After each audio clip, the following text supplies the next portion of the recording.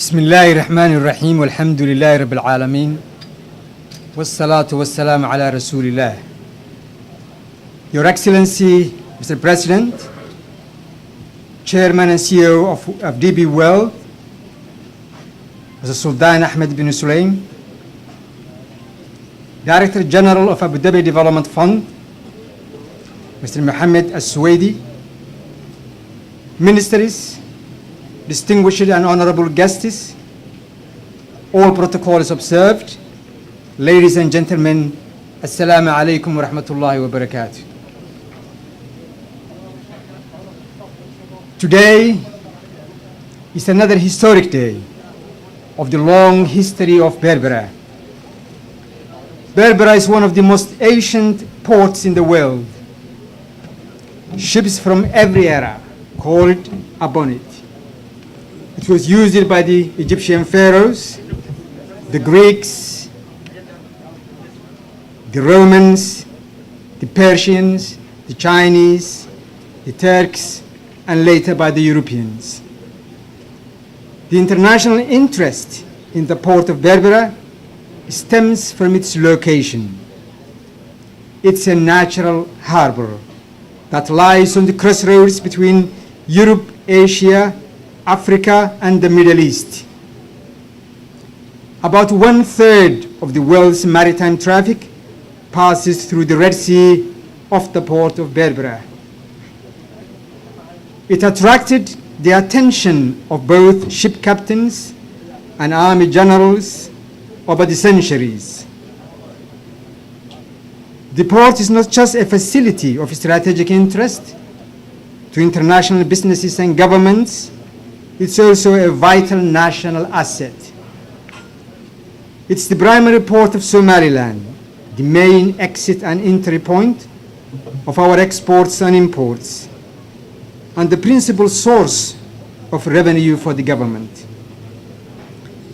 Berbera used to be one of the main maritime hubs on the Red Sea corridor, but its prominent position has slipped in the past 30 years, while other ports in the region received massive investments and modernized it to accommodate the new container traffic. Berbera Port did not for various reasons. Mindful of the need to restore competitiveness, the government sought to attract investors, and investors mindful of the great opportunities the port offers approached the government.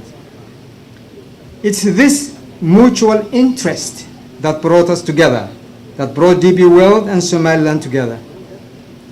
DB World was not the only contender for the development of the port. There were 5 other companies, but DB World offered the most attractive proposition, and we are happy that we made the right decision.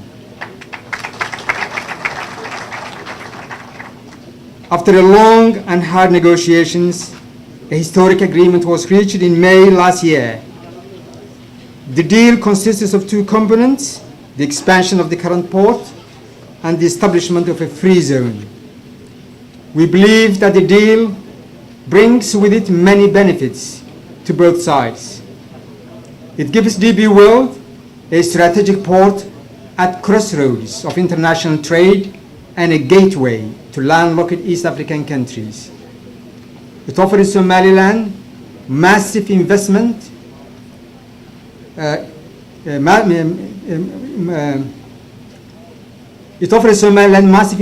to modernize and extend Berbera Port to regain its prominent position on the Red Sea. At the end of the concession period, a modern 800-meter-long container terminal at the cost of 442 million will be added to the port. The deal also offers jobs, skills transfer, and enhanced investment confidence in Somaliland. Berbera is already a boom town. Land prices have skyrocketed and hotels are fully booked. But the benefits are not just limited to Somaliland and DB World. nor are they just financial and technical. The benefits are regional. Ethiopia, Somalia, South Sudan, and the entire Horn of Africa will benefit from it, and they all should be giving their full support without reservation. I do not understand why anyone would object to it. The concession also cements the long historical relationship between the people of Somaliland and the people of the United Arab Emirates. I want you to know that in Somaliland, you don't have just a commercial partner, but a friend indeed. Welcome home.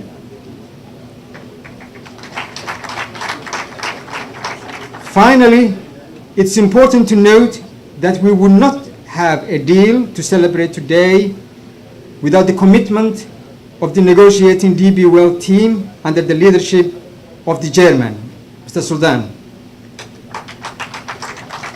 and without the dedication and hard work of the Somaliland counterparts under the direction of our president. The going was sometimes very tough. I should also mention the fantastic job done by our legal team from Siemens & Siemens and the technical support we received from Ernst & Young. Thank you for a job well done. We are still in early days. There are pending issues to deal with and challenges to overcome, but the smooth transition and progress made since March the 2nd give us reason to celebrate and confidence that our dreams will be realized. We just need to cooperate even more, work ever closer, commit investments sooner than later, and raise our performance to be regionally and globally competitive. The future is bright. Thank you very much.